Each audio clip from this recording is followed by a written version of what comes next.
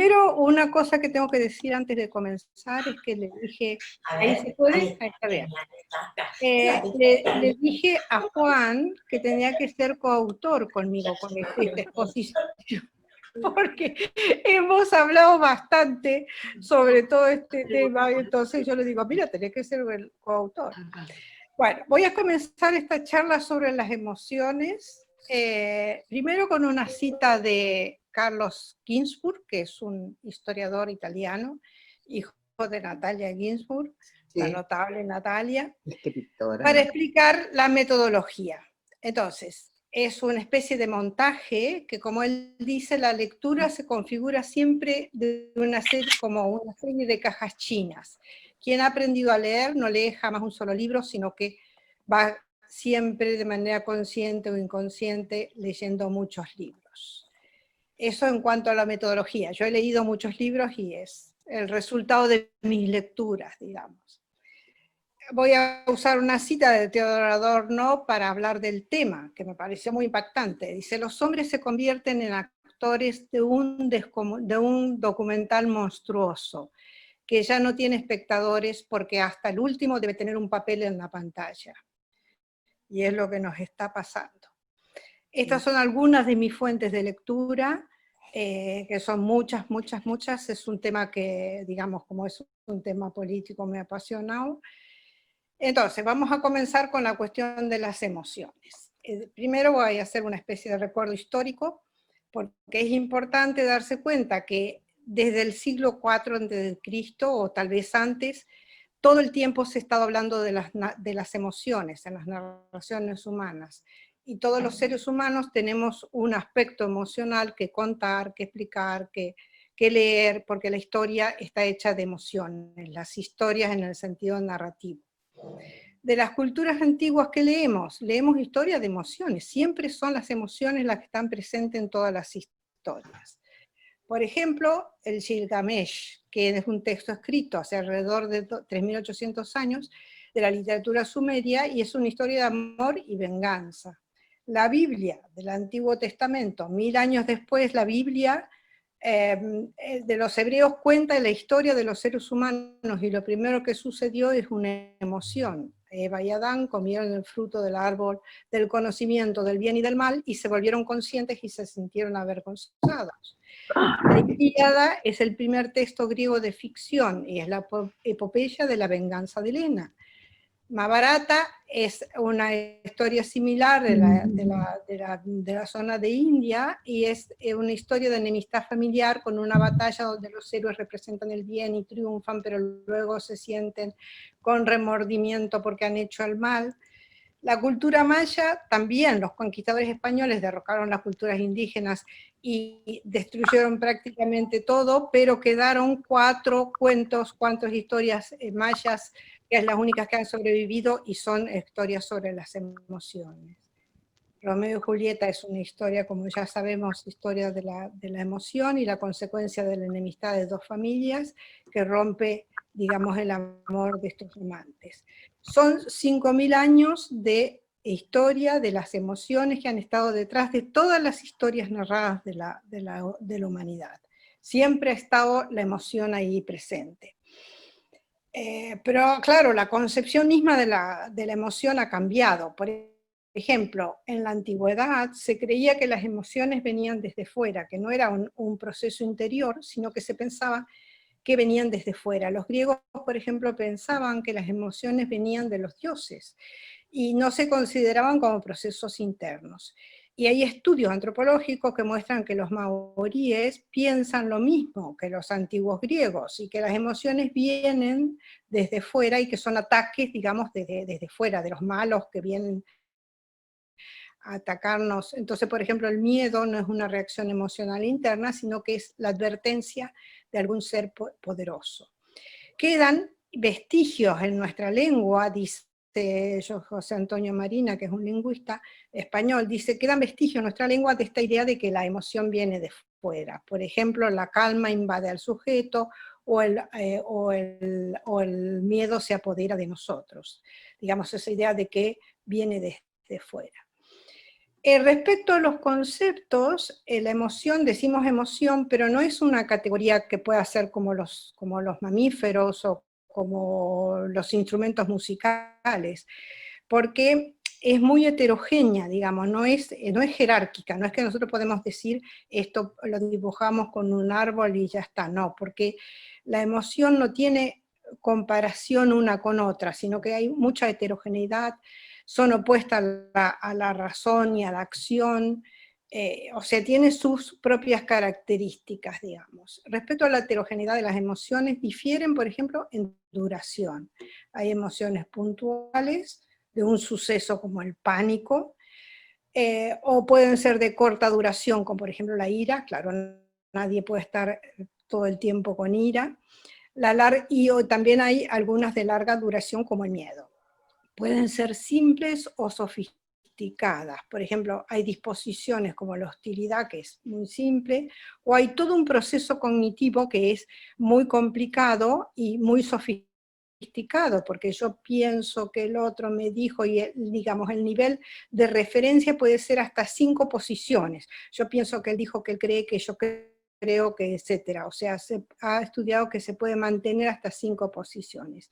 Y hay muchas sofisticaciones en el miedo, como el miedo a perder una partida de ajedrez, por ejemplo. Tienen diferentes niveles de conciencia, hay algunas que son conscientes, por ejemplo el disgusto por un insecto, o hay otras muchas que son inconscientes.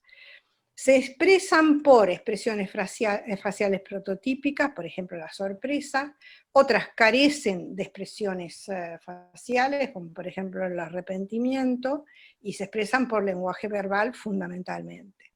En relación a la motivación, algunas involucran fuertes motivaciones para actuar y otras no. Por ejemplo, la tristeza no sabes bien porque en un momento dado puede estar triste alguien o tú mismo puedes estar triste. Están presentes en diferentes especies humanas, algunas en todas las especies, como por ejemplo el miedo, y otras son exclusivamente humanas, como la alegría maliciosa, la mentira piadosa o la vergüenza ajena. Estas que son esas combinaciones muy sofisticadas de emociones. Unas son corporales, otras son corporales y mentales, otras son solamente mentales.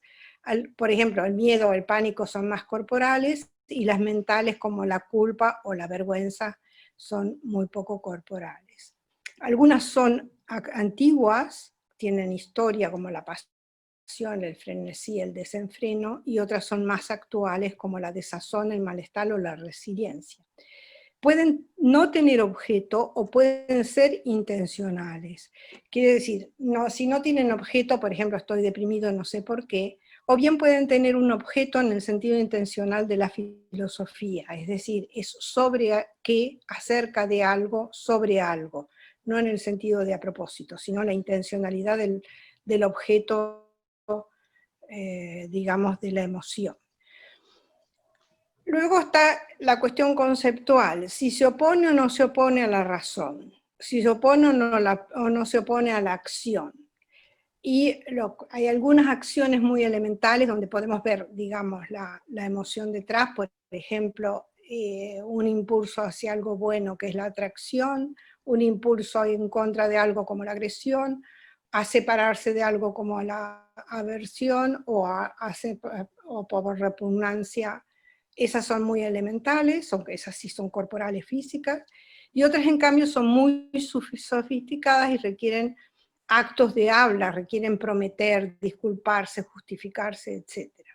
Las emociones de los contextos sociales en los que se realizan estas emociones son las emociones sociales, implican razones, y como por ejemplo la promesa, la vergüenza o la disculpa. Estas sí son sociales y son mucho más complejas, digamos. Con frecuencia se opone emoción a razón, por eso se dice, es irracional, la emoción es irracional, pero los estudios actuales dicen que existe una racionalidad de las emociones, que no hay tal oposición, sino que por un lado hay una racionalidad cognitiva y por otro lado hay una racionalidad estratégica que es la racionalidad emocional. Hay una serie de formas en que las emociones pueden tener esa expresión, digamos, de racionalidad, porque tienen motivación, tienen intencionalidad, y hay un grado, digamos, de racionalidad emocional. Tienen valoración. Hay algún tipo de valoración cognitiva de la circunstancia de algunas emociones que podemos decir que responden a un juicio, un pensamiento, a una percepción o un acto de imaginación. Porque cuando nosotros hablamos de las emociones, muchas veces decimos yo creo que, yo pienso que, estoy convencida que, etcétera, o sea que tienen esa racionalidad, digamos, emocional. Hay dimensiones en las emociones se combinan, se entrelazan, se gradúan, no son todas compactas, sino que hay muchas relaciones entre las mismas emociones. Por ejemplo, la combinación. La tristeza se puede combinar con todos los matices de la propia tristeza, la aflicción, el dolor, la pena, el pesar, la congoja, la consternación. La melancolía se puede combinar con la tristeza, con el desamparo, con la soledad, con la nostalgia, es decir, las propias emociones se combinan entre sí. Se entrelazan, por ejemplo, el desprecio provoca el rencor provoca la venganza provoca el dolor y la furia provoca el odio a veces la frustración y la culpabilidad. Y se gradúan en intensidad. Por ejemplo, el miedo es la inquietud por la presencia de un peligro. El temor es un miedo fuerte. El terror es temor grande y profundo. El pánico es terror súbito y sin fundamento. El horror es un terror grande. El susto es un horror causado por la imagen de un mal, verdadero o imaginado, digamos. El pavor es un susto grande, es decir, hay toda una serie de combinaciones entre ellas. La definición que da Michael Lewis de la emoción es que se usa para referirnos a estados internos, a experiencias personales con memoria y a expresión facial, verbal o corporal. Hay algunos de los autores que proponen usar tipografía diferente según estas tres dimensiones de la emoción. Miedo en mayúscula es lo que siente una persona, miedo entre comillas es la experiencia y la memoria del miedo, y miedo en cursiva es el lenguaje o la expresión del miedo. Son todos los niveles del miedo. Y los lingüistas en particular, Humberto Marturano, que es un biólogo, epistemólogo chileno, propone llamar lenguajeo a la forma de expresión de la emoción. ¿Por qué? Él dice, no es el lenguaje como sistema de signos tal cual lo pensó Saussure, sino que el lenguajeo es aquel lenguaje más bien próximo a la psicología popular que permite relacionar la acción, la emoción y la intersubjetividad. Y se utiliza en situaciones que implican esas emociones de la psicología popular. La psicología popular es el término para designar nuestra charla cotidiana, todo lo que nos pasa desde el punto de vista emocional o mental, en nuestra práctica diaria en relación con las acciones, porque hacemos algo y porque nos ha pasado algo y que pensamos. Esta psicología popular está relacionada con el lenguajear, digamos, el lenguajeo, el uso del lenguaje para hablar de lo cotidiano, y también con las narraciones, porque la narración no es solo la literatura convencional y consagrada, es lo que decimos nosotros cada día en nuestra vida y que nos decimos a nosotros mismos y a los demás. Catherine Nelson es una autora que dice que las narraciones refieren al discurso de la cotidianidad humana, de la psicología popular, con emoción, básicamente, y es esencialmente lo que hacemos nosotros cada día. Hacemos narraciones, pero también hacemos otra cosa que llaman inteligencia maquiavélica, que es responder a la necesidad de todo ser humano de ser más perspicaz, más astuto que el resto de los individuos, en una habilidad de cognición social y emocional, es decir, explicar por narraciones cómo pudimos resolver un problema de forma con inteligencia maquiavélica, de forma de salir de una situación con respecto al otro. Ahora voy a hablar de la parte de la pandemia, digamos, con respecto a lo que vemos como desde el punto de vista emocional. Para ello utilizado a mi bien amado Boaventura de Sousa Santos, un sociólogo portugués, que menciona esta frase de Marx: todos los sólidos se desvanecen en el aire, porque él sostiene que hay un brote viral que pulveriza el sentido común y evapora la seguridad del otro. Y entonces esta frase de Marx continúa diciendo: lo sagrado se vuelve profano, y los hombres al fin se ven forzados a considerar seriamente sus condiciones de existencia y sus relaciones recíprocas.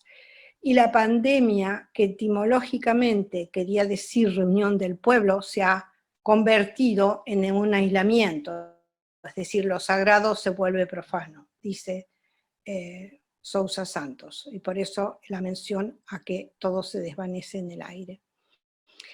¿Por qué también? Porque la pandemia hace una especie de repartición entre el aspecto material y el aspecto que nos toca a todos, digamos, lo que iguala y lo que separa.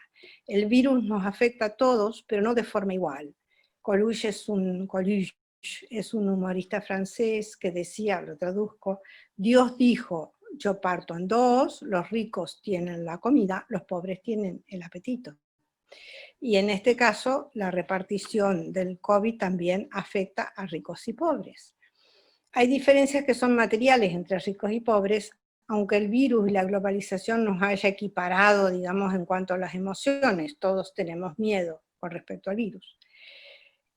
Paul Virilio, que es un filósofo francés, dice que hay una sincronización de las emociones a escala mundial que se puede experimentar la misma emoción, digamos, en muchos lugares del mundo al mismo tiempo. Es un sentimiento de miedo que es en el mismo momento, porque se crea una comunidad de emociones. La idea, digamos, de que todos respondemos al mismo tiempo a una circunstancia es muy impresionante, pero hay una sincronía de las emociones que se debe también, evidentemente, a la difusión de la información por las redes digitales. Eso es lo que él llama la administración del miedo. Entonces, en particular voy a hablar de dos emociones, el miedo y el odio.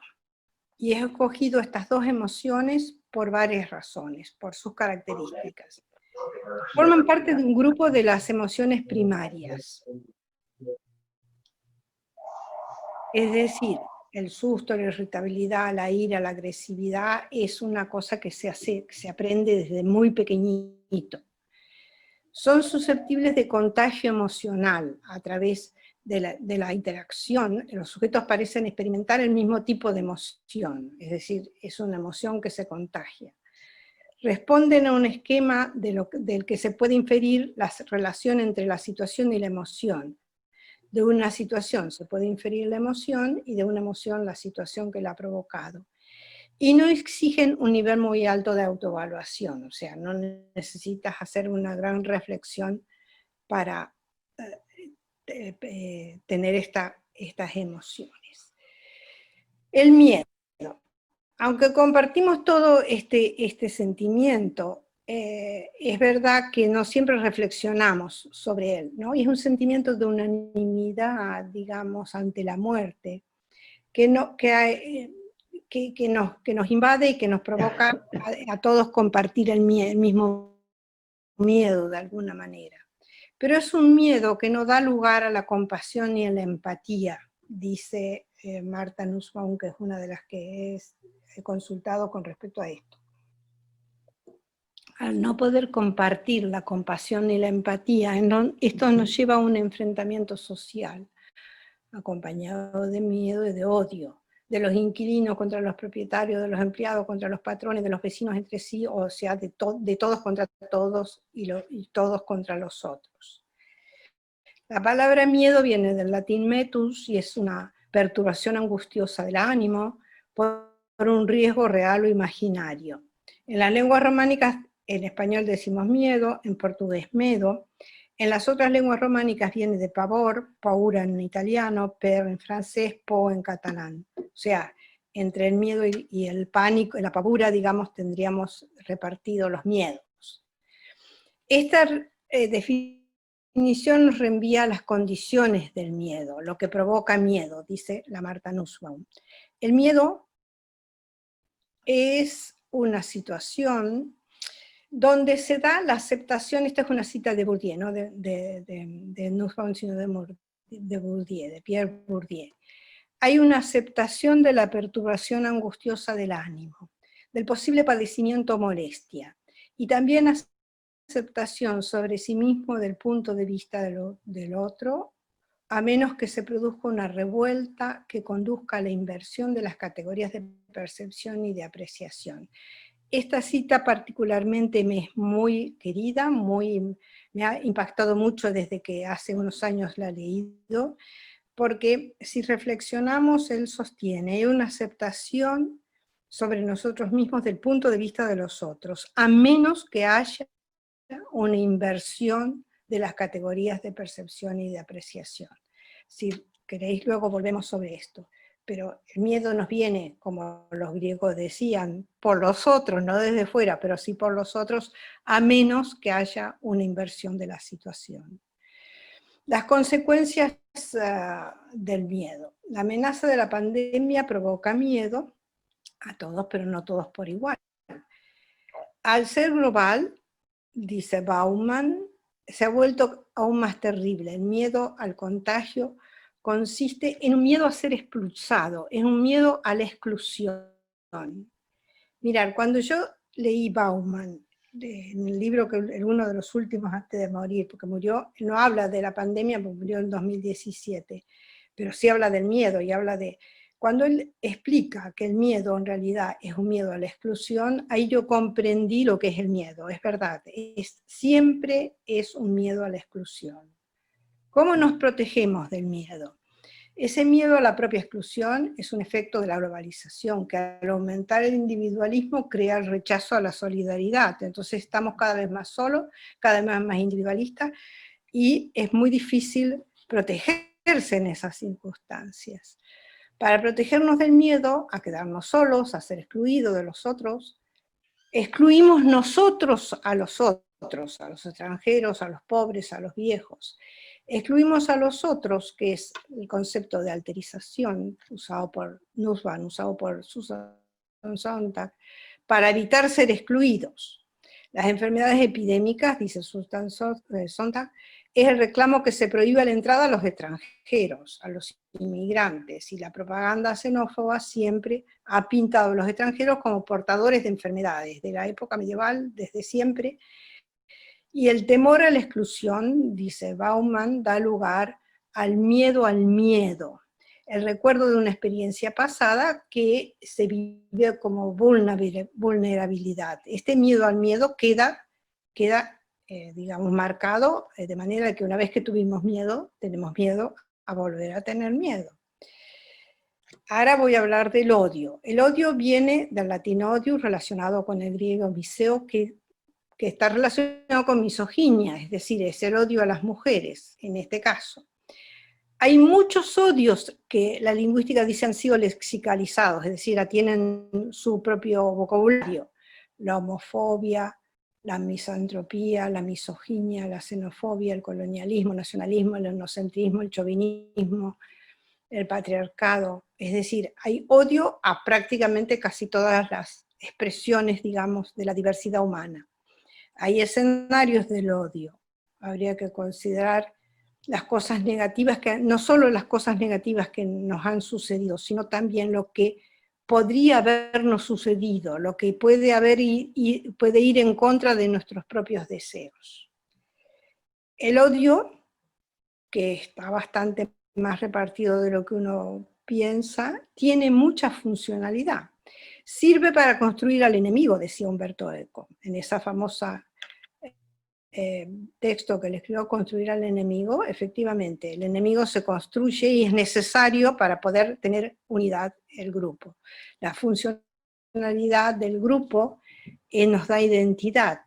Entonces las vejaciones a todo lo que es religión, pobreza, etnia, etcétera, son heridas de comunidad, dice Armin Malouf, en ese famoso libro que se llama Identidades Asesinas, que nos hace tener esa identidad de grupo. Y Jean-Paul Sartre decía la terrible expresión, el infierno son los otros, el verdugo es cada uno de nosotros para los otros. El miedo y el odio se expresan en el lenguaje y el lenguaje provoca miedo y odio. El miedo y el odio se expresan en el lenguaje, en el léxico, en las metáforas, decía Susan Sontag, ¿verdad? Cada una de las enfermedades, la lepra en la época medieval, la tuberculosis en el siglo XIX, el cáncer y el SIDA en el siglo XX y el virus del COVID en el siglo XXI. Y el lenguaje provoca miedo. El miedo son los nombres mismos de las enfermedades que provocan miedo. Los médicos tienen mucho cuidado en decir el nombre de una enfermedad porque parecería ya un destino, digamos, para el paciente. El odio no tiene un uso representativo y descriptivo, sino que tiene el odio tiene un uso imperativo, es lo que se llama performativo, es decir, cuando tú produces un lenguaje de odio, estás actuando sobre el otro. Las palabras tienen poder, dice un lingüista, Casado Velarde, que es un lingüista español, es decir, el odio tiene un efecto totalmente performativo.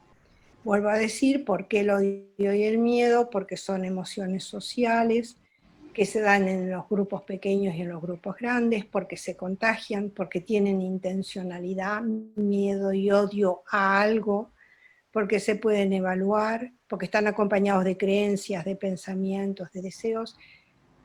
¿Y qué tienen en común? Tienen la fobia. En xenofobia, en homofobia, en nosofobia, en antropofobia. Fobo etimológicamente deriva del griego y quiere decir miedo y odio. Ambas tienen lo mismo. ¿Qué emociones nos perdemos a causa del miedo y del odio? Esta es una lectura que se hace muy poco. Había pensado en esto y justo llegó un artículo de Gilles Lipovetsky en El País el 29 de noviembre y digo, es esto, ¿qué perdemos con toda esta situación de aislamiento? Perdemos el beso, la caricia, los abrazos, el contacto, el tocarnos la piel. Tiene importancia. Hay muchos trabajos últimamente, sobre todo Michael Tomasello, que es uno de mis autores que sigo mucho, que muestran el papel que juega el tocar la piel y el touch and skin, digamos, tocar y tocar la piel, ¿no? Genera hormonas, claro, es que el contacto es físico, es sumamente importante para la sobrevivencia humana. El contacto físico es esencial para la supervivencia en relación con el otro. En los bebés tiene tanto que ver el contacto y no solo la comida, sino el contacto físico, el que lo toquen. Y los estudios que han hecho con animales, sobre todo con bonobos, muestran que se rascan para sacarse, se pensaba que era para sacarse los piojos, no se rascan y se tocan para tocarse, para tener contacto y de esa manera transmitirse, digamos, relación social a través del tacto. Para acabar, me he permitido hacer una especie de pedagogía de las emociones, porque es como mi campo, entonces digo, tengo que acabar con lo que yo más sé. ¿De qué manera, siguiendo a Tomasello, se podría uno ponerse a pensar en cómo trabajar este tema?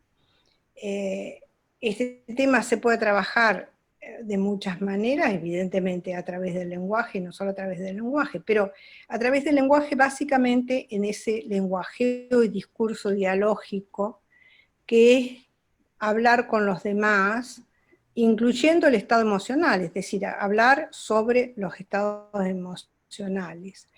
Hablar bien, sí, pero también hablar con desacuerdos, con malentendidos, con disputas, con conflictos, con interacciones, porque es importante conocer la perspectiva del otro, sus deseos, sus creencias, sus emociones, es decir, no solo estar de acuerdo, sino estar en desacuerdo. Es muy importante estar en desacuerdo para saber qué es lo que el otro piensa. Tener situaciones comunicativas donde se presenten fallos y reparaciones, también por lo mismo, para saber el punto de vista del otro. comprender las instrucciones del otro, comprender qué es lo que implica su perspectiva, qué es lo que nos quiere decir y cuál es su mandato moral en el sentido de lo que el otro cree que nosotros debemos hacer. Adquirir vocabulario, usar los términos que designan todos los estados emocionales y mentales, son formas de comprender a los otros y de expresar nuestro propio punto de vista. Y finalmente, la narración. Cuando hablo yo de narración, sigo los lineamientos tanto de Tomasello cuanto de Gerard Brunner. La narración es una forma de pensar, no es literatura. Nosotros pensamos de manera narrativa. ¿Por qué? Porque la narración constituye nuestra forma, digamos, de organizar la memoria, de organizar los eventos. Es una secuencia de eventos que remite a la acción, que es lo que ha pasado, pero también es la posibilidad de comprensión de la intención, de los pensamientos, de los sentimientos de los otros.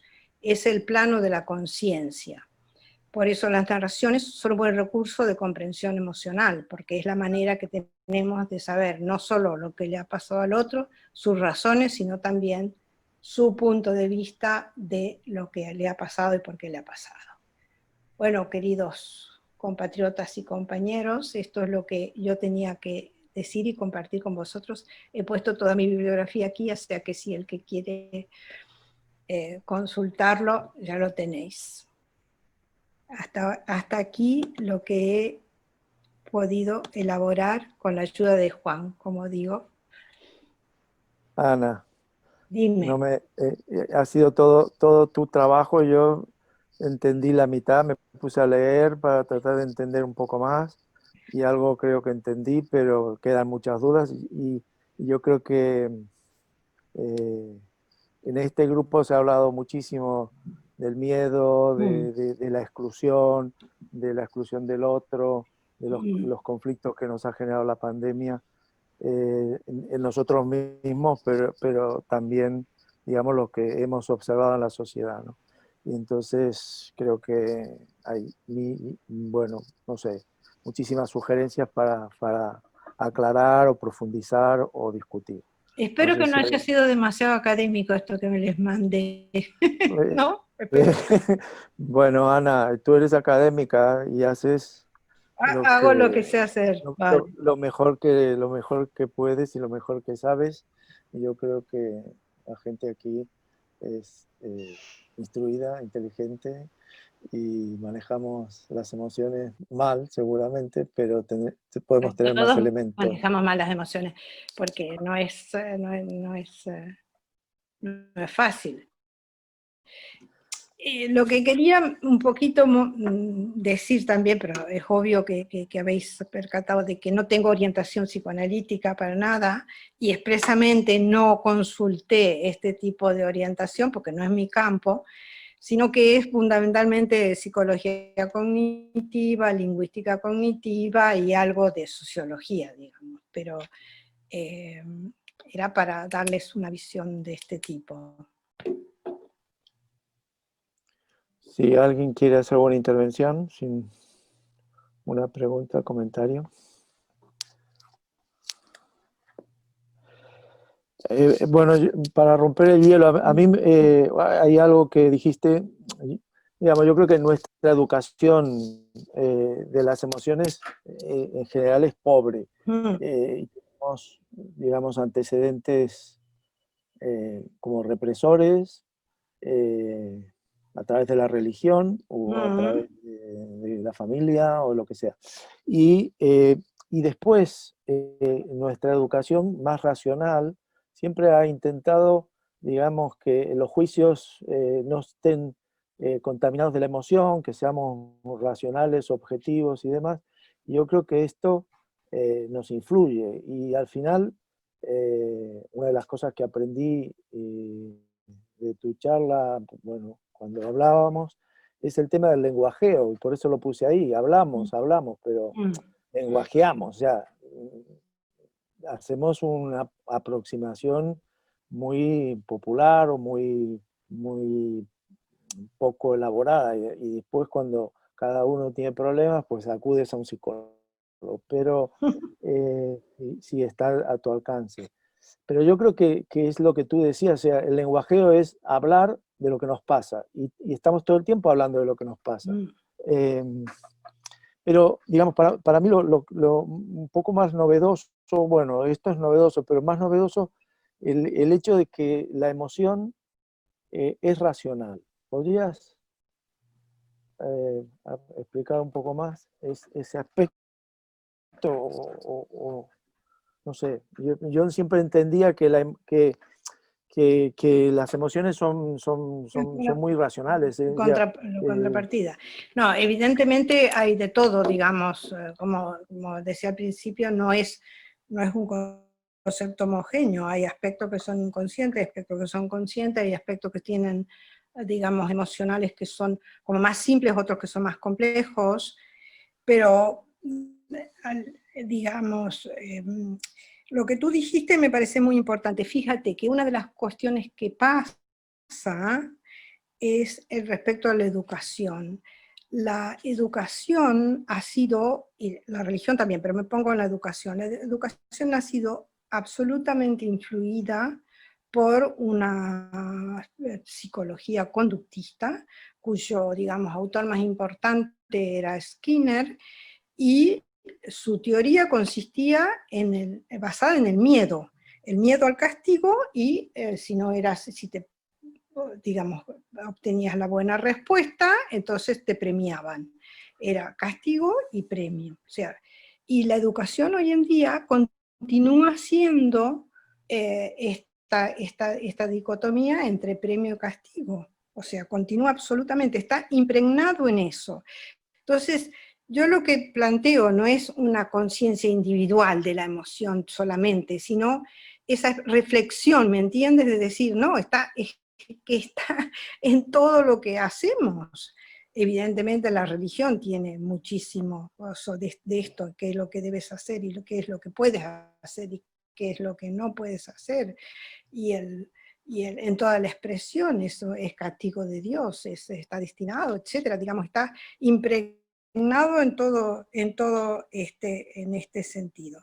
Entonces, cuando digo existe una racionalidad de la emoción, es esta historicidad, si quieres, ¿no? Digamos, entender que todo lo que lo que hacemos y lo que está impregnado de esto, de que la propia justificación de nuestras acciones es por eso, ¿sí? ¿Por qué hacemos algo? Es porque queremos, deseamos, nos obligaron, voy a obtener etcétera. O sea, la acción, el motor de la acción es la emoción, digamos, esa es la historia. Entonces, ¿cuál es la racionalidad? Hay que buscarla allí, ¿me entiendes? Por un lado, a nivel histórico general, y por otro lado, a nivel de la conducta de cada uno, hay que buscarla allí, ¿no? Si tú haces como una cadena, acción, emoción, intersubjetividad. Claro, Intersubjetividad, acción, emoción. O sea, ahí hay un círculo que se retroalimenta, sí.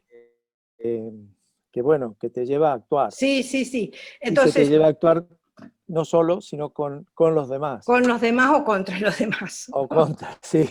Contra los demás. Bueno, Pero, claro. Ese es el punto para mí como muy pero ¿a tú que te interesa tanto la cuestión del estigma, del prejuicio, etcétera? Todo que te interesa. Por ejemplo, Amin Maalouf, en Identidades Asesinas, te dice, claro, no es lo mismo ser feminista en Buenos Aires o en Barcelona que ser feminista en Kabul, claro. Depende de cada lugar las consecuencias que tiene. Tú no puedes ser nada si no ves los efectos desde el punto de vista del coste emocional que te acarrea cada situación. ¿Me entiendes? Entonces, eso es, bueno. No sé, Yo quería hacer un comentario, si me Eso, permite. perfecto. Juancho, ¿dónde estás? No te veía, te estaba Estoy echando. acá en el Zoom, en un Zoom de compañeros y amigos. Quería hacer un comentario que a lo mejor dispara alguna pregunta. A mí me parece que hay una dimensión también política de las emociones, ¿no es cierto? Y que existen, y que muchas de ellas son significantes vacíos, que o lo logran llenar las colectividades en su devenir histórico o el poder mismo. El poder puede decir qué es el miedo, qué es el placer, qué son determinadas emociones, muchas veces con la intención de conquistar la emotividad, de conquistarla con esos significados que el mismo poder coloca. Y eso le da una dimensión política y se ve muchas veces en lo que es el sentido común de las emociones. Es decir, hay un sentido común o popular de qué es el miedo, de qué es esto, de qué es aquello, y lleva a la naturalización de las emociones. Y eso influye sobre todo en el miedo y el odio, que es la última parte de tu exposición, que te agradezco muchísimo porque ha sido excelente y además has tenido la capacidad de llevar, de poder ayudarnos a los ignorantes a conocer un poquito más sobre el tema. Pero quería que nos hicieras una reflexión sobre esto que yo menciono respecto a significantes vacíos, políticos, poder, el poder de turno, el dominio de las emociones del otro a través de darle un significado, etcétera. A ver, es evidente que pueden manipular, porque una de las condiciones de las emociones es que son esto que decíamos, no son manipulables, son contagiosas. Entonces, si se crea miedo, el miedo se contagia. La política puede evidentemente manipular, y lo hemos visto recientemente en muchos países, ¿no? Y si vamos un poquito más atrás, mucho peor, porque realmente el pánico que pudo llegar a crear durante la Segunda Guerra Mundial era realmente el miedo a no ser excluido. Ahí quería decirse estar muerto directamente. Entonces eso es absolutamente así. Pero digamos, eso yo creo que sí, pero el punto es que esto que dice Umberto Eco es construir el enemigo. Él sostiene, cuando cayó el muro de Berlín, claro, Estados Unidos se quedó sin enemigo, y quedarse sin enemigo es terrible, porque eso no te da unidad interna en el grupo, no te da fuerza, no te da el motor del miedo, porque el motor del miedo es el miedo al enemigo, claro. Entonces tuvo la suerte de Osama Bin Laden, que le tiró en 2001, digamos, atropelló las torres.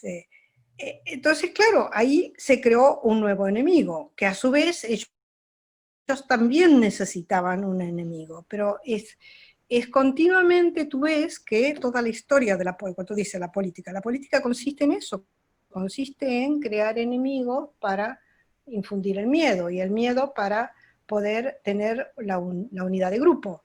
Pero es casi, te diría, primitivo, y sí, si lo analizas así, es muy primitivo, ¿no? Por ejemplo, dice Armin Malouf, si tú le preguntabas a un tío de Serbia hace, qué sé yo, 25 años, te decía, soy yugoslavo, con mucho orgullo. Luego, o de Croacia, o digamos de toda la ex Yugoslavia. Luego pasaron a ser croatas. Luego pasaron a ser musulmanes. Luego pasaron, no se sabían si eran serbios, croatas, musulmanes, o sea, digamos, cada una de las identidades te va marcando la cuestión de dónde te colocas respecto a un enemigo. ¿Me entiendes? Entonces, claro, si no tienes enemigos, no tienes ¿no? Y es esa la base de la política, constituir una unidad de grupo en base a eso. Nosotros, Juan, Silvia, sabemos muy bien que la culpa la tiene Madrid. Si no existiera Madrid, no existiría la política catalana. ¿Es así o no, Juan? Sí, sí, se ha construido un enemigo Se ha construido un enemigo, y claro. se ha construido histórica, social, económica Mm. y sociológicamente. Sí, sí, sí. Ana bueno, no sé, Juancho, ¿querías continuar? Ana del Pozo tiene una pregunta en el chat, si quieres Sí. participar.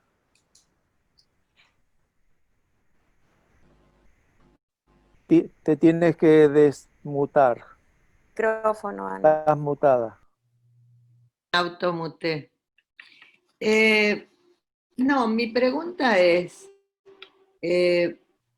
el miedo en la pandemia, basado en esta cosa de tener un enemigo o de tener el castigo, como en la religión, como en la educación, en muchos casos, y en lo comunitario, yo puse el ejemplo de las multas para los semáforos, porque bueno, acá al principio de la pandemia también se perseguía bastante al que violaba las normas estrictas del aislamiento. ¿Cuál sería la estrategia para poder trabajar el miedo, que seguro que está presente, y que vos, bueno, también quiero reconocer y agradecer cómo lo manejaste, porque me pareció una presentación excelente, necesaria, para mí fue sumamente útil, importante, pero bueno, ¿cómo manejar todo eso que sabemos para poder transmitirlo a la autoridad de la manera que uno puede, para construir una educación, porque siempre es educación. No es violencia, no es guerra, la herramienta tiene que ser educar. Educar, en este caso, no va a ser a largo plazo. Tiene que ser una educación inmediata, bueno, no sé de qué manera, pero ahí también tiene que haber una comunicación entre los psicólogos, los sociólogos y los educadores para ver cómo se transmite eso. Esa es mi inquietud.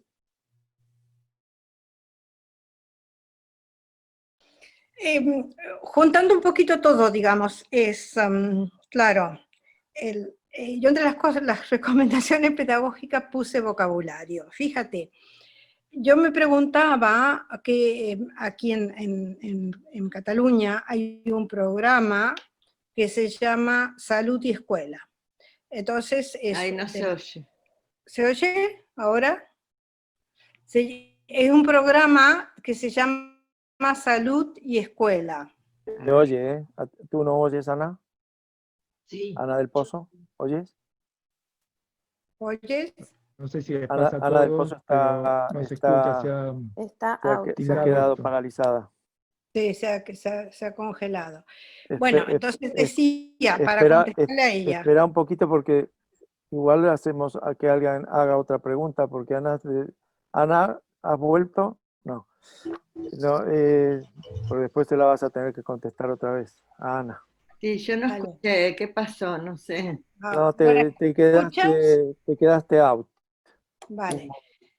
Te comentaba que aquí en Cataluña hay un programa que se llama Salud y Escola, y es de la Consejería de Educación y de la de Sanidad. Entonces yo fui a consultarla pensando que podía encontrar allí alguna cosa que pudiera servir. Y bueno, son todas las recomendaciones acerca de cómo cuidarse por la pandemia, el virus, etcétera, etcétera. Pero no hay un diálogo allí, no hay nada que se dirija a los niños o a los profesores en circunstancias concretas. Entonces me fui a buscar en otros lados. Y entonces encontré un programa muy interesante hecho por gente que sabe mucho en Francia. Y entonces comienzan explicándole a los niños y a los profesores que no lo saben, qué es la epidemia, qué es la pandemia, qué es el virus, qué es el contagio, o sea, primero comienzan a explicar todo el vocabulario que se utiliza. A mí me pareció genial comenzar por el vocabulario. Eso es establecer lo que llamamos una masa crítica acerca de lo cual podemos hablar. Entonces, porque si no, hablamos en el aire, pensamos que el otro entiende, pero resulta que a veces el otro no entiende exactamente lo mismo. Entonces, por ejemplo, si tú quieres en educación, yo comenzaría por hacer eso, establecer el vocabulario de lo que se habla. Luego, me diría, bueno, pero ¿qué es lo que ocurre? Lo que ocurre es que te puede afectar a ti y que afecta al otro. Digamos, toda la cuestión que hemos estado hablando del otro, digamos, el otro es el que te contagia y el otro es al quien hay que cuidar. Las dos cosas, ¿no? Hay que cuidar al otro porque yo dependo de él y él, pero él a su vez me puede contagiar y yo lo puedo contagiar a él. O sea, toda la cuestión de las relaciones humanas en el sentido de uno a uno, tomado, aprovechando esta situación, tomado en este sentido. Y poner ejemplos concretos. Por ejemplo, hoy me pasó que un señor me empujó, y yo iba caminando en la calle y me empujó. Y eso yo lo viví como de una manera muy agresiva, y creo que era agresivo realmente, porque no se puede empujar a la gente en la calle. Hoy en día no se puede. ¿Me entendéis? Entonces, eso es lo que yo creo que hay que hacer, o sea, ponerle ejemplos concretos. Y luego sí dar cosas un poquito más generales, pero concretar y todo esto que dijimos, todo esto que es, en qué consiste, en qué son cuáles son las palabras, cuáles son las situaciones en que se tiene miedo, qué es el otro, qué le puede pasar, qué me puede pasar a mí, por qué dependo de él, y todo eso es lo que se puede hacer desde el punto de vista educativo. Ahora, ¿hay que hacerlo desde sanidad? No, hay que hacerlo desde sanidad, lo que decía Juan, desde sanidad, desde educación, desde psicología, desde sociología, desde hacerlo desde muchos lugares, ¿o no? ¿Qué te parece, Juan?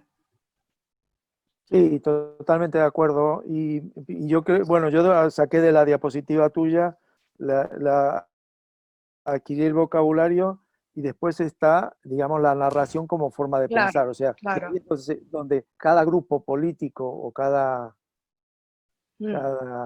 digamos, contrincante genera su relato. Y si lo principal es la salud o lo principal es la economía y, digamos, ese enfrentamiento que se ha generado, ¿no? Sí, Y sí. yo lo que quería resaltar para un poco autocomplacencia es que a mí me parece que gran parte de tu charla la podemos, digamos, autorreferirnos aquí como grupo. O sea, hay 44 personas que estamos hablando, estamos generando conocimiento sobre las emociones. Somos Exacto. pocos, evidentemente, somos pocos, pero bueno, cada uno de nosotros tendrá su núcleo de influencia y lo podrá ir replicando en otros lados.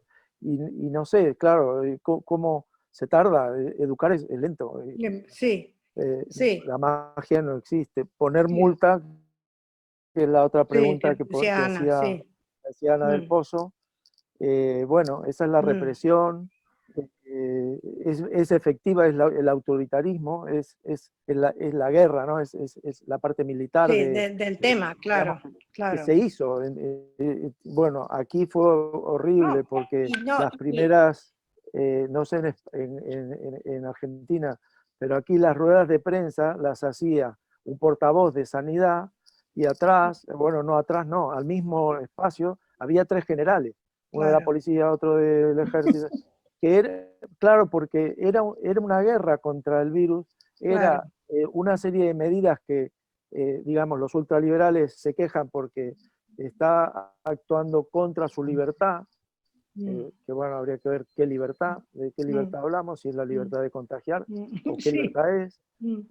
Y bueno, se estaban poniendo límites que bueno, van contra los derechos, digamos, humanos que hemos defendido, y la libertad, bueno, y muchos otros que hemos defendido en Occidente, ¿no? Entonces se necesitaba el ejército. Y uno, o sea, aparte de los sanitarios, yo creo que el otro grupo muy afectado y muy implicado en la pandemia fueron las fuerzas del orden y las fuerzas de seguridad.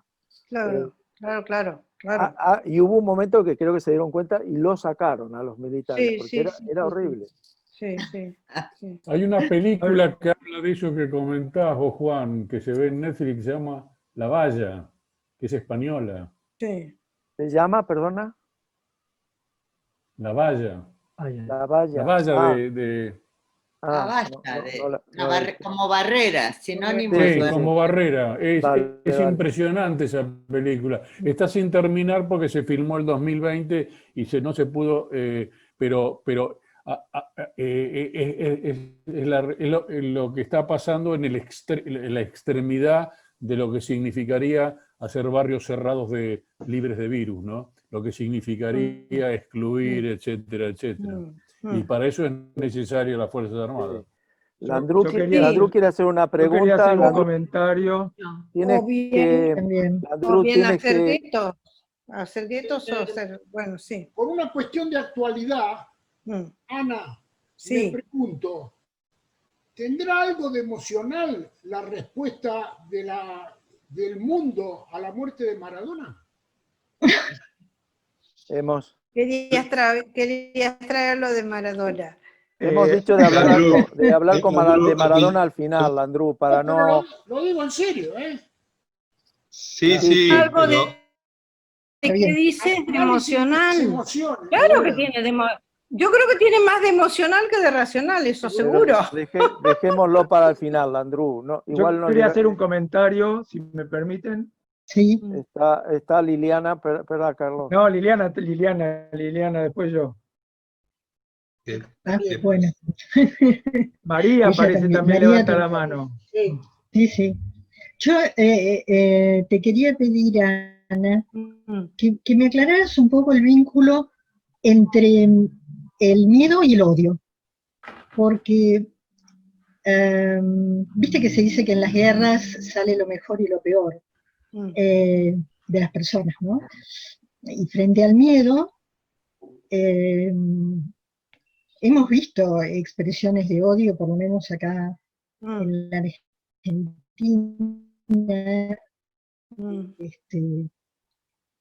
muy llamativas, pero ¿de qué manera se vinculan el miedo y el odio? Esa es la pregunta, Ana. Sí.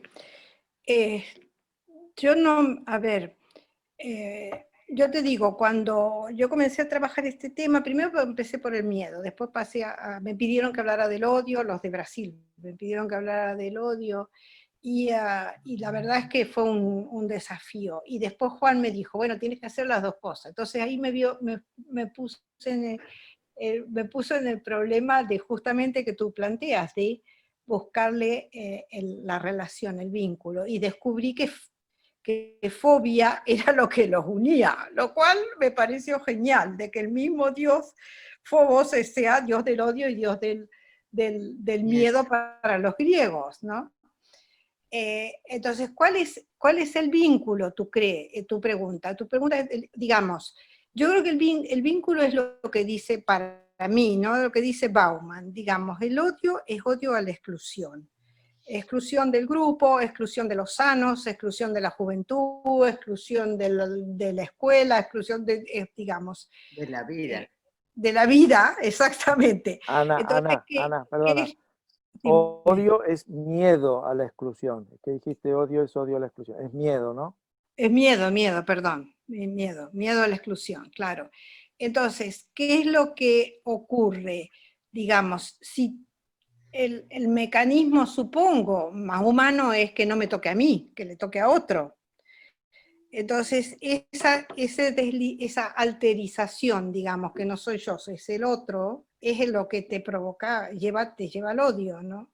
O sea, es construir el otro para que le toque a él y no me toque a mí, eso es lo que los une, digamos, o sea... No sé si te he contestado un poco. Sí, Digamos, habría sí. una relación interna, que es esta relación de, como tengo miedo a la exclusión, para no ser excluido yo, voy a buscar otro excluido. Y al buscar y al encontrar el otro excluido, ser me malo. junto, claro, me junto con los míos, bueno, los míos y los otros, ¿no?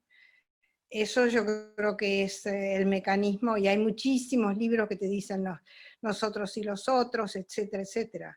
Entonces, y que tiene que ver con la identidad, que tiene que ver aparte que con la exclusión, ¿no? Digamos, los míos, los nuestros y toda esta historia, ¿no? Que es una identidad construida sobre algo imaginariamente idéntico, que no hay nada de imaginariamente idéntico. Y es la no aceptación de que todo puede ser diverso, y no tiene por qué ser, digamos, ¿no? Excluido, ¿no? Pero la cuestión es que siempre buscamos los nuestros, eso es de los míos, este es de los míos. Bueno, llegado a un punto, y esto tiene relación con el tema, el último de los temas, de qué es lo que perdemos con el aislamiento de la pandemia. Perdemos eso, perdemos los nuestros, perdemos el contacto con los nuestros, perdemos la proximidad física, el tocarlos, y yo creo que perdemos muchísimo, o sea, y la cuestión, la base emocional del contacto físico es muchísimo más importante de lo que imaginábamos. Hay unos estudios, existe una historia de un niño que hizo una película, un francés, que no me acuerdo ahora el nombre, que se llama El niño salvaje. ¿Quién era? Truffaut. Hizo la película sobre el niño salvaje. Víctor de Aveyron es el niño salvaje. Se pensaba, este niño se crió solo en el bosque, sin contacto humano, criado un poco con animales y por los animales. Cuando lo encontraron no sabía hablar, no sabía comunicarse, no sabía absolutamente nada. Entonces la primera hipótesis que hicieron es, tiene un problema de comunicación. Pero te acercabas a él y espantada, daba una estampida espantosa porque tenía miedo al contacto físico, y tocarlo era imposible, etc. Después revisaron todas las hipótesis diciendo, no, su problema es problema que nunca jamás tuvo contacto físico, nadie lo tocó, nadie lo acarició, nadie lo besó, nadie lo abrazó, etc. digamos, ¿no? Entonces, ese es el salvaje.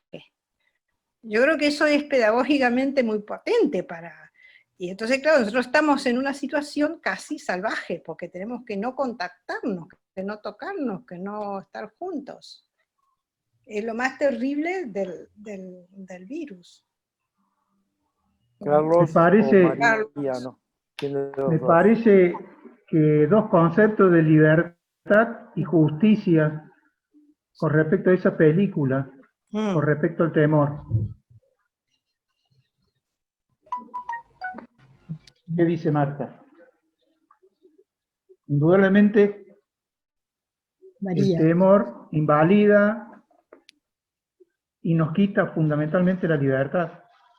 Y va paralelamente en conjunción con la justicia, en el cual yo me siento más afectado a todo esto. No entiendo. Yo tampoco. No, yo tampoco. ¿Por qué? El concepto de libertad y justicia ante el temor. Indudablemente el temor invalida, inquieta, inmoviliza. No sé si el concepto, cómo uno puede desarrollar ese concepto entre la libertad, el compromiso, la solidaridad.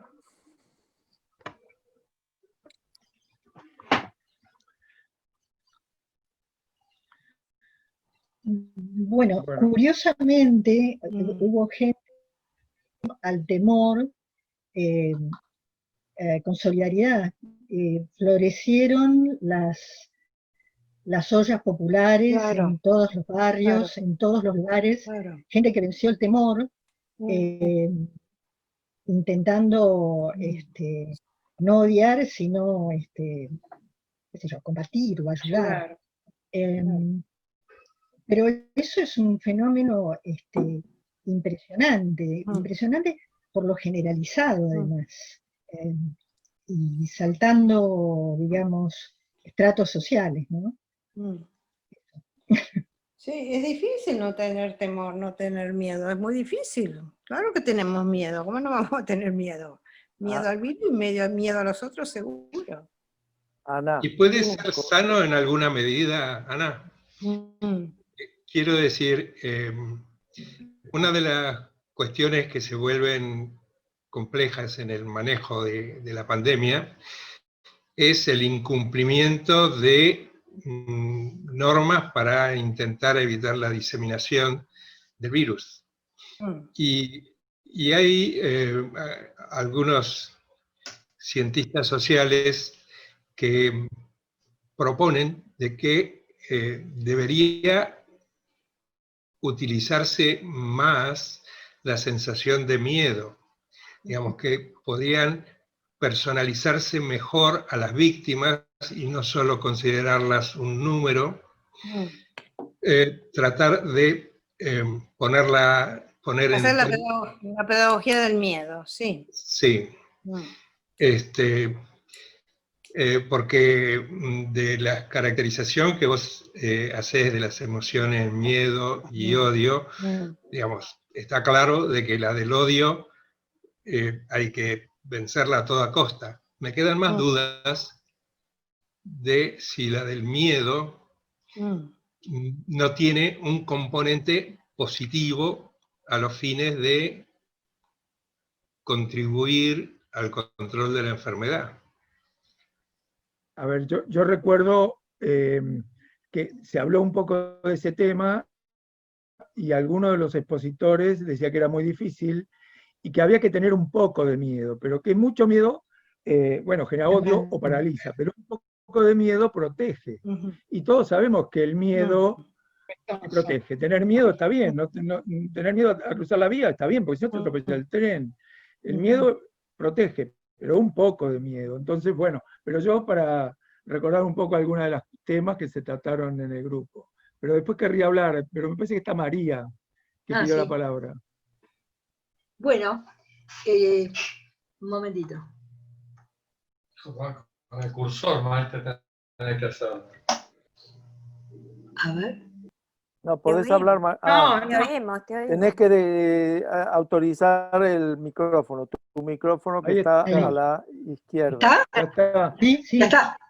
Bueno, no, yo lo que pensaba es que esta pandemia que nos ha enojado tanto, nos ha encerrado tanto, al mismo tiempo, me parece que también es una ocasión seguramente no deseada, pero también justamente de transitar, de tramitar, de conocer y de compartir emociones muy, muy fuertes en el ser humano. Y esto que decía Liliana de la solidaridad ha sido realmente maravillosa, la solidaridad y la creatividad de muchísimas personas en este tránsito que llevamos y que no conocemos todavía el final.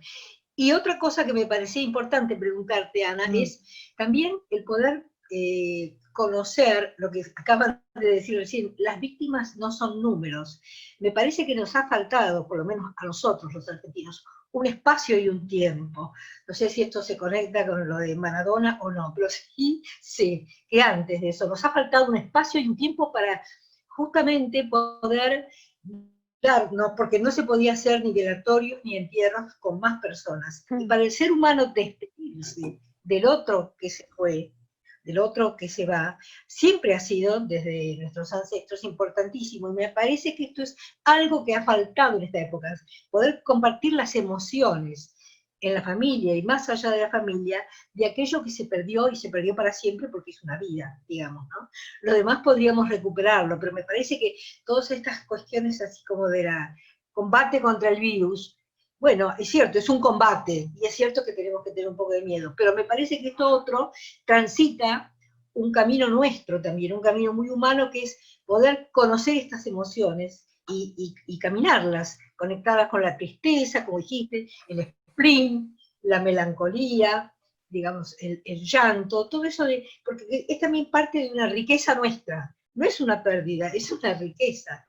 el poder compartir como personas, me parece a mí, Ana, vos que has estudiado esto de las emociones, esto que también nos ha pasado en la pandemia. Es parte de lo que la pandemia vino a traernos, además del parate de las fábricas, de las escuelas y de tantas otras cosas. No sé cómo lo juntás vos, cómo lo ves. Bueno, voy primero, algunas cosas veo, otras cosas no veo, digamos, yo también soy ignorante mucho. A ver, lo que decía Carlos, digamos, sí, muchas veces se dice que el miedo protege. Yo te diría que lo que yo he leído, porque es que a veces protege y a veces no tanto, pero sobre todo, el punto es, cuando tú estás haciendo una acción sobre el otro masivo o el otro en pequeño grupo. Tú piensas que estás provocando miedo, pero no sabes qué es lo que el otro recibe, si es miedo o a lo mejor no.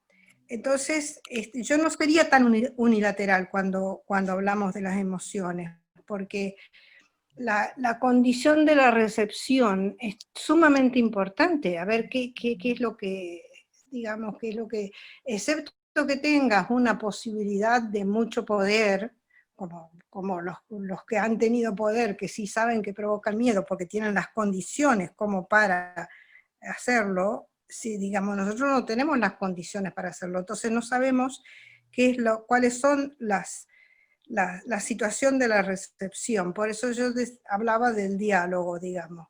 Yo pienso que te estoy provocando miedo y resulta de que el otro no está pensando o al revés, estoy haciendo algo y resulta que el otro tiene miedo. Entonces, lo que es importante de lo que yo quiero decir es que no es unilateral, o sea que están todas entrelazadas, entonces a veces el que recibe no es exactamente lo que tú estás diciendo.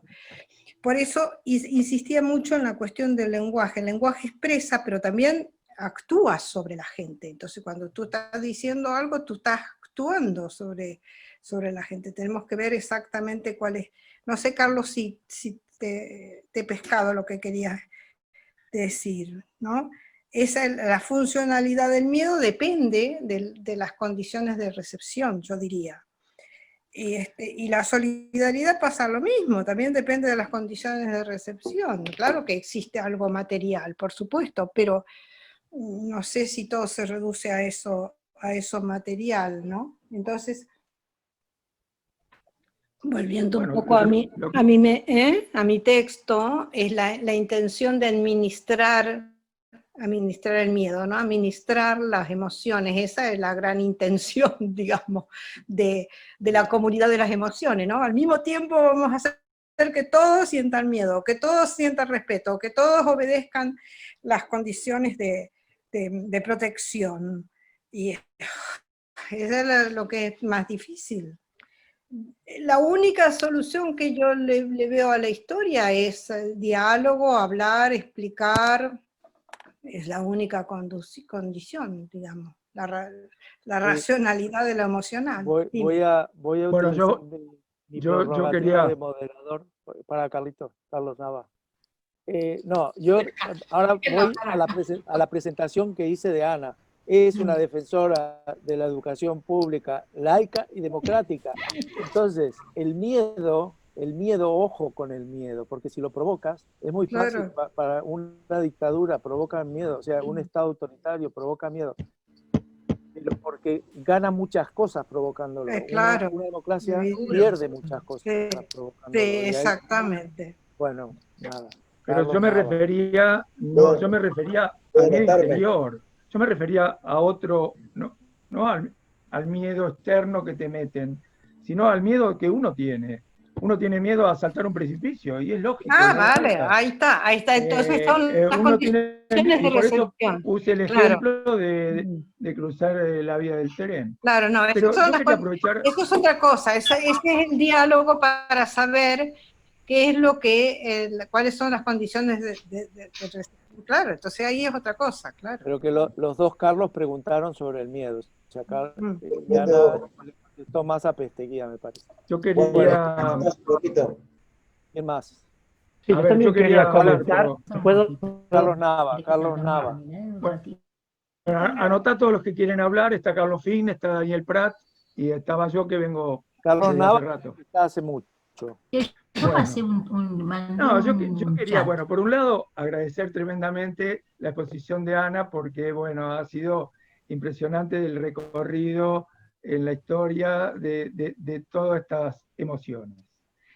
Y por otro lado, quería un poquito, a ver si me sale, tratar de aprovechar muchos de los conceptos que dijo Ana y tratar de llevarlo a lo que yo sentí y a la historia de este grupo.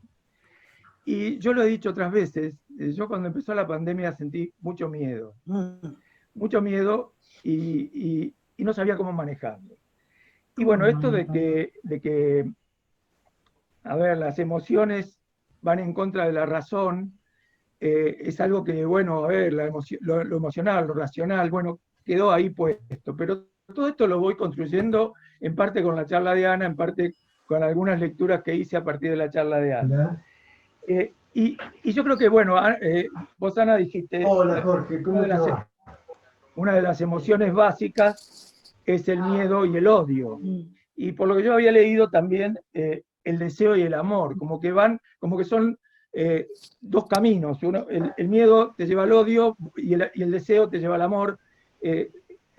Pero leí un artículo de Vincent que a mí me impactó mucho, que decía que se le tiene miedo al que más te ama, se le tiene miedo al que te viene a buscar, al que te quiere y te busca, al que quiere tener contacto con vos. Entonces me pareció, cuando lo leí por primera vez quedé casi paralizado, porque y entonces, ¿y cómo lo manejamos a esto? Y tal vez lo manejamos por el lado de la razón, y entonces este grupo lo usamos, y yo creo que a mí por lo menos me sirvió mucho, para ir quitándome un poco el miedo a través del conocimiento del virus, y a través del conocimiento de la pandemia, y a través de saber qué pasaba en otros países, y qué podía llegar a pasar acá. Esto que estoy haciendo es un relato, lo que decía Ana, bueno, uno hace un relato de los sentimientos, de lo que tiene, para explicar lo que le pasa. Y hubo un momento, uno de los invitados, de los ponentes en el grupo, que dijo algo que a mí me generó, me esclareció mucho lo que yo me estaba sintiendo. Yo sentía no solo miedo, sino una congoja interna. Y alguien habló del duelo, pero no del duelo ante a la pérdida del ser querido o la posibilidad de no poder despedirte del ser querido, sino del duelo al estilo de vida perdido, a la forma de vivir que uno tenía y que lo perdió. Y entonces dijo, bueno, el duelo por suerte tiene 5 etapas que todos las conocemos, y bueno, que son la negación, la ira, la negociación, la depresión, la aceptación. Pero a mí me ayudó a elaborar todo lo que estamos viviendo. Y también tu charla, Ana, bueno, eso quería expresarlo, que forma parte de la historia de la pandemia, es mi interpretación personal, pero un poco la historia de este grupo también. Sí, estoy de acuerdo contigo. Estoy de acuerdo básicamente con que hay que hacerse la narración de todo lo que nos está pasando y que posiblemente no volvamos, no a la normalidad, porque lo que perdimos es la ingenuidad, digamos. Ahora no podemos ser ingenuos, porque tenemos que estar estamos advertidos de que no podemos contagiar por en una circunstancia mucho más como cotidiana y próxima de lo que antes pensábamos, ¿no? Eso es lo que yo supongo que que es el miedo, claro, evidentemente, ¿no? Pero hablaste de Manuel Vicens, que dice, miedo al que te ama. Yo no estoy de acuerdo con eso. ¿Cómo miedo al que te ama? ¿No? Uno tiene miedo al otro, al que te odia. A mí me pareció, bueno, yo lo sigo bastante y me parece, no sé, un pensador y un escritor fantástico. Y me pareció, en mi caso, sintetizaba un poco lo que uno piensa, porque el que más te ama es el que te quiere ver, los niños, y en un primer momento se hablaba mucho de que los niños se enfermaban poco y contagiaban mucho. Y además uno ansía y quiere contacto con los seres queridos, pero a la vez ese contacto te trae el virus. No, claro, claro, pero eso es otra cosa, es lo que yo te decía, lo del el contacto de piel con piel, ¿no? Del tocar, el abrazar, claro, eso, pero eso no te provoca miedo, te provoca carencia. O sea, ese es el problema, es que uno lo que tiene es carencia de eso. Entonces, ¿qué es lo que hemos perdido? Eso hemos perdido, si hay una cosa que es como, te puedo decir, una lección de esta situación, es que hemos perdido el contacto con la gente, con el otro, con la convivencia. Eso es lo que es más terrible. De todo lo más terrible es eso. Entonces, cuando a muchos filósofos están en este momento diciendo aprovechemos esta circunstancia para cambiar, y algunos son optimistas, otros no tanto. Si fuera posible cambiar algo, pero yo no sé cómo se hace eso, porque por ejemplo la gente, yo creo que mucha gente tiene la visión al revés, es decir, por ejemplo, aquí pasó que cerraron los bares. Primero cerraron absolutamente todo. Primero hasta las 10 de la noche, luego cerraron los bares y todo lo que era restaurante y tal, y ahora volvieron a abrirlos. Entonces, la gente estaba muy contenta porque pensaba, el razonamiento era, si abren los bares, quiere decir que el virus se acabó. Claro. ¿Me entiendes? Entonces, ese yo creo que es el peligro. A ver, yo tengo apuntado a Daniel y a Carlos Fink. ¿Y hay alguien más que lo diga? Analía. No, yo quería comentar, bueno, Nietzsche dijo que vivir peligrosamente, y eso lo llevó a término Mussolini y Hitler. En el año 45 se acabó la Segunda Guerra Mundial y hemos vivido plácidamente. Claro. Ahora ha habido esta pandemia, con lo cual nos hemos acobardado todos, general, universal, mundial. Eso no generará, porque nos hemos acomodado tranquilamente, desde el año 45 ha habido una sociedad cómoda. Entonces, quiero decir, eso no habrá un revulsivo en el sentido de que nos hará más fuertes, punto 1. Punto 2. El tema del miedo, se está hablando mucho del miedo, que es normal y lógico, pero el hombre es un ser intermediario, y lo hemos estudiado en filosofía, el libre albedrío, puede dedicarse a lo que quiera. Produce una inestabilidad en su existencia, y el hombre en esta inseguridad está situado también entre la doble elección, entre el miedo que se está hablando, pero también entre la audacia, ¿no? ¿Nos podrías explicar algo de esto? No tanto como el miedo, sino el valor, ¿no? Sí, ponen el valor como el contrapunto del miedo. Efectivamente. La audacia, el desafío, todo esto. Pero en este caso, ¿audacia de qué? En el caso del virus, digo concretamente, ¿cuál sería la audacia? ¿Cuál es? Hay un artículo muy interesante, ¿cuál es el contrario del miedo al virus? ¿Cuál es el antónimo del miedo al virus? No, sería que saliera la vacuna, ¿no? La vacuna, la única, o sea, ¿qué audacia tiene? ¿Lo tiene? Bueno, no hay valor. Bueno, pero no hay valor, no hay audacia, no hay desafío, o sea, no tiene antónimo. Sí, el contrapunto, el antonónimo no existe hasta que no salga la vacuna. Hasta que no salga la vacuna no existe, ¿me entiendes? No hay. O sea pero que, puede haber un coraje, puede haber una valentía por parte. ¿Cuál sería? No, sí, no. Desde mi punto de vista, si no tuviéramos miedo, saldríamos por la calle así nomás, como Dios nos trajo al mundo. Y teniendo miedo, salimos poco, salimos con barbijo, nos cuidamos de saludarnos y de besar, etcétera, etcétera. Claro. Cuidamos. Porque el hombre es un animal racional. No hay antónimo.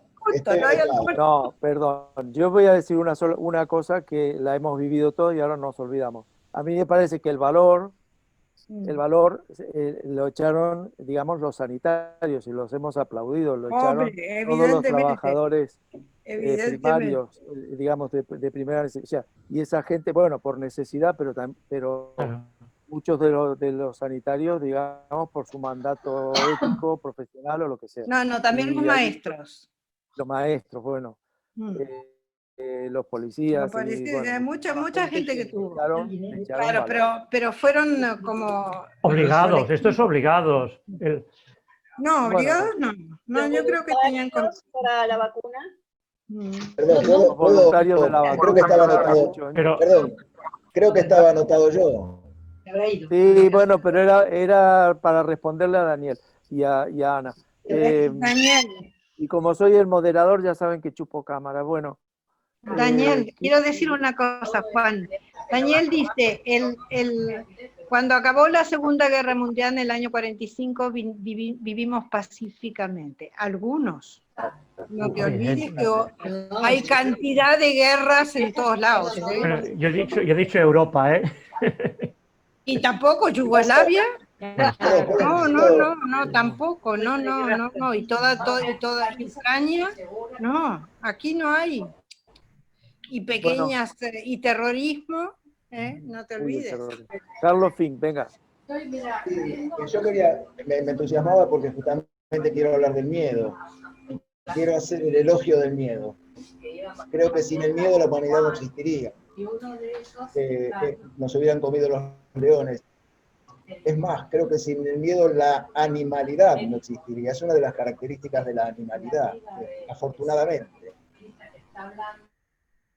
En Argentina, no sé en otros países, pero en Argentina ha habido una desenfrenada campaña en contra del miedo y a favor de la supuesta libertad. Yo me gustaría recordar que la Revolución Francesa hablaba de libertad, igualdad y fraternidad. Está bien, lo decía en ese orden, pero no sé si era un orden de importancia. Y me parece que hay que resaltar la igualdad y la fraternidad como lo hizo Liliana y como lo hizo mucha gente durante la pandemia, organizándose solidariamente. Y el miedo justo, no el pánico, justamente es lo que permite, y creo que todos los trabajadores de la salud, los policías, los docentes han ido a trabajar con miedo, y porque no tenían otro remedio. Pero han ido a trabajar y la obligación del conjunto de la población era cuidarlos, cosa que se hizo irregularmente. En la Argentina hemos vivido una descarada campaña de negación del miedo racional, del miedo útil, impulsando una supuesta libertad que no es otra cosa que la libertad de joder al prójimo. Creo que en ese sentido no podemos ser inocentes. Y ojo que estoy a favor de todas las libertades, siempre y cuando también exista la solidaridad y la fraternidad.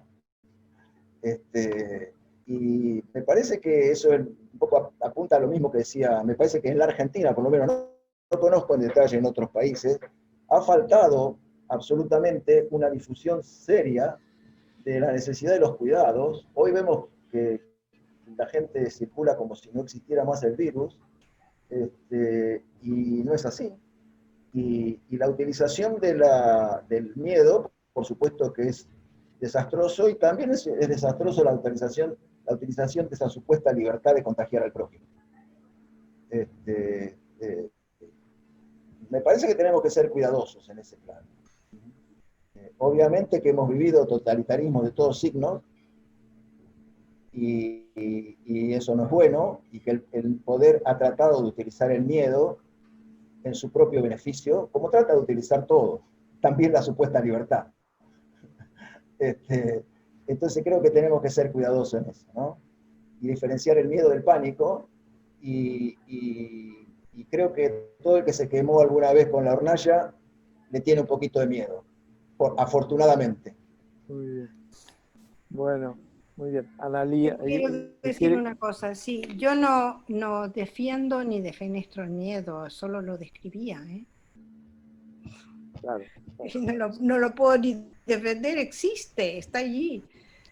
lo que quiero es describirlo y quiero... Podemos mirar unilateralmente, no digo que vos lo hayas hecho, digo que, No, que que por lo menos en la Argentina claro. se ha mirado unilateralmente. Incluso la funcionalidad que le podemos ver, digamos, describir también, hay que mirarla políticamente. Lo tratás como si te fuera a dar lo peor, también te llega lo peor, porque también mandan a... Tengo anotada a Analía. Sí. Analía. Ahí estoy. Analía. Hola. Hola. Bueno, muchas gracias, Ana. Muy, muy bueno escucharte. Yo me acordaba y quería un poco como tomar un poco algo que fue, creo, experiencia de todos nosotros en relación con otras enfermedades, y tal vez una de las más cercanas en el siglo pasado, comienzo de esta, ha sido la epidemia de HIV, en la que hemos pasado, creo, por diferentes emociones que se han ido dando, también muy vinculados a lo que fueron las prácticas sociales, en la medida en que se iba transitando por el surgimiento de esta enfermedad y todo lo que iba sucediendo, ¿no? El modo en el que se fue pasando del prejuicio, el temor, la discriminación, el miedo, el odio, a otras prácticas que tuvieron que ver con la solidaridad, la comprensión, el cuidado, como derivados del amor, ¿no? Digo, como modos en los cuales se iban construyendo otras prácticas y otra subjetividad. En este caso, tanto a nivel de quienes padecían la enfermedad, quienes la atendían desde el campo de la salud, también en el campo de la educación, donde al menos acá, en esta ciudad, se hizo un trabajo muy intenso. Y entonces yo pensaba cómo, digamos, todas estas prácticas que hemos podido ir teniendo, algunas de las cuales ya empezaron a suceder ahora, tal vez no demasiado colectivamente, pero sí en algunos sectores, como comentaban recién otros compañeros en relación con todo lo que significó, por ejemplo, el tema de los comedores populares y todo el cuidado, digamos, que se dio en torno a esto, a los barrios, también de los contactos que se fueron dando, ¿no? De toda esta modalidad diferente que se fue creando. Esto, digamos, es algo que podríamos tomar tal vez como un, no digo paradigma porque es demasiado grande, pero sí como, digamos, un modo, un ejemplo de lo que podríamos seguir construyendo en torno a lo que nos está sucediendo hoy. Sí, yo creo que sí, yo creo que tienes razón. Sí, pero lo que pasa es que la diferencia es que en el caso del COVID es global, digamos, una cosa es una enfermedad que tú puedes localizar, que puedes separar, que puedes, digamos, relacionar y tal. En este caso, como al ser global, es lo que marca la diferencia. Esa es, yo creo, para todos lo que he leído, todos lo dicen, ¿no? Esa es la gran diferencia. Es la primera vez que tenemos un virus de estas dimensiones. Entonces, yo creo que sí puede servir, pero hay que también adecuarlo a las condiciones en que al mismo tiempo en todo el mundo. Es que esto es realmente diferente. Eso yo creo que es. Bueno, Alicia Cataña, perdón, Ana. Alicia Cataña había apuntado algo en el chat, no sé si quiere decirlo en voz alta. ¿Está o ya se fue? Sí. No, está. No, estoy acá. No, porque por lo menos en antropología se trabajó mucho, se tiene muy en cuenta esta decisión que siempre hizo, esta relación entre violencia, humanismo y razón, ¿no? Autores como Clastres o Lich plantean que todos aquellos que fueron vistos como peligrosos para lo que se definió o se universalizó como la razón occidental, fueron de alguna manera domesticados, controlados, excluidos, ¿no? El llamado salvaje, el niño, los locos. Y esta división primaria entre así como entre cuerpo, mente o cuerpo y espíritu, y entre razón y emoción, después parecía como que no se podía unir. Y por lo que yo entendí de Ana, digamos, no hay nada que no esté atravesado por la emoción. Es que todo el tiempo las pensamos como separados, entonces no lo podemos unir. Claro. Pero desde hace tiempo se está viendo cómo, digamos, a través incluso del cuerpo, el cuerpo está expresando esa emoción, que no está escindido, ni tenemos distintos ropajes o estamentos, un cuerpo, un espíritu, una cultura, una sociedad, sino que somos expresión de todo eso. Entonces, por un lado, quería plantear a veces esta dificultad en poder integrar lo que dividimos y lo terminamos viendo como separados, cuando no hay nada que no esté atravesado por eso. Y me pareció muy interesante el planteo justamente de una narrativa, de una estrategia dialógica, porque muchas veces hay monólogos sobre el otro, hay discursos sobre el otro, y digamos, si hay de algo que tenemos que aprender, está bien, es una pandemia global, pero las estrategias de autocuidado son locales, y hemos aprendido poco, y en realidad una de las herramientas más importantes. Entonces, muchas veces cambiamos educar, concientizar, y tratamos de imponer a los otros y no establecer un diálogo con esas otras experiencias de vida. Y eso me parece fundamental, y también en este momento de la pandemia. El miedo también, y el aislamiento como respuesta a todo aquello que me provoca, que cuestiona el orden impuesto, el lenguaje impuesto, y en momentos de cambio hay muchos grises, y cómo lo corregimos. Y tratamos de corregir esos matices y convertirlo en el código conocido. Y todo aquel que amenaza va a ser un otro peligroso, ¿no? Enemigo.